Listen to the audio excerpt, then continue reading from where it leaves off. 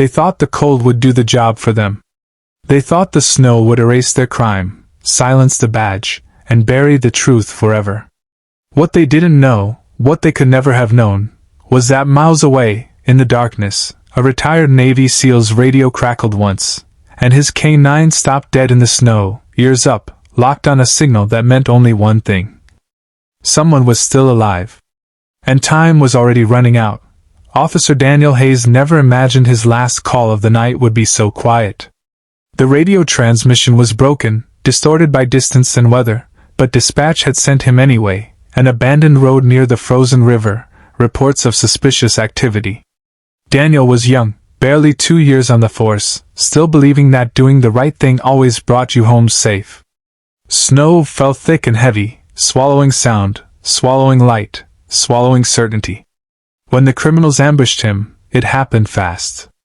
Too fast for backup. Too fast for courage to matter. They weren't panicked amateurs. They were calculated, cruel, efficient. They stripped him of his jacket, smashed his radio, and dragged him off the road. One of them hesitated for half a second, looking at Daniel's trembling hands, the frost already biting into his skin. But mercy lost to fear. They left him there, half buried in snow, certain nature would finish what they started. The cold was relentless. It crawled into Daniel's bones, slowed his thoughts, blurred his vision.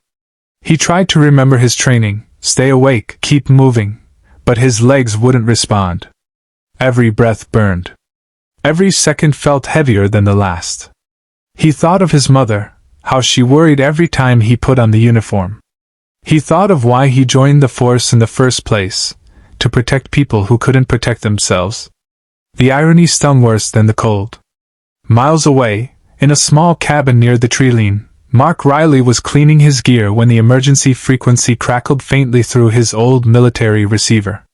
Mark was a retired Navy SEAL, a man who had survived places where hope went to die.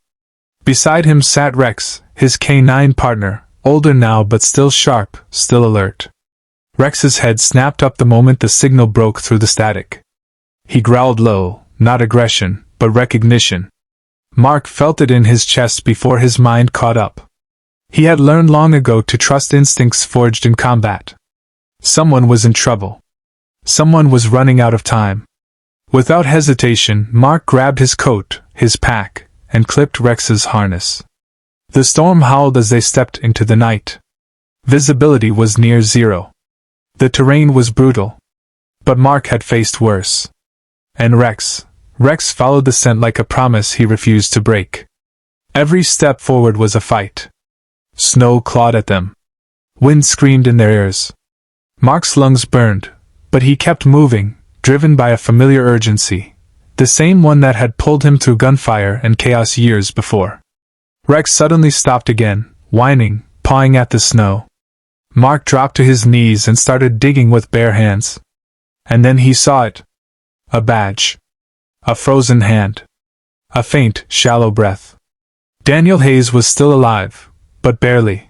Mark worked fast, faster than the cold could steal what little life Daniel had left. He wrapped him, shielded him from the wind, whispered words Daniel couldn't hear but somehow felt. Rex pressed close, warmth against cold, refusing to move. Minutes stretched like hours. Every second mattered. When rescue finally arrived, guided by Mark's coordinates, they found a sight they would never forget. A young officer pulled back from the edge by a man and a dog who refused to ignore a signal. Daniel survived. Recovery was long. Painful. There were nights when he woke shaking, reliving the snow, the silence, the moment he thought no one was coming. But something changed in him too. He knew now, deep in his bones, that survival wasn't just luck. It was connection.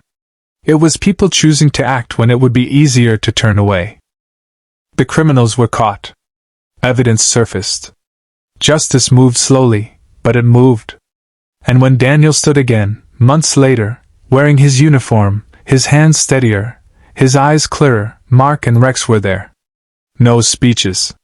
No medals. Just a quiet nod between men who understood what it meant to answer a call, even when it wasn't meant for you. Before parting, Mark said only one thing. Signals don't always come through clear. But if you're listening, you can save a life. Daniel carried those words with him. Every shift. Every call. Every moment he felt fear creep in. Because he knew now, darkness doesn't win when someone chooses to move toward it instead of away. And somewhere out there, in the cold, when a signal breaks through the noise, there will always be someone listening.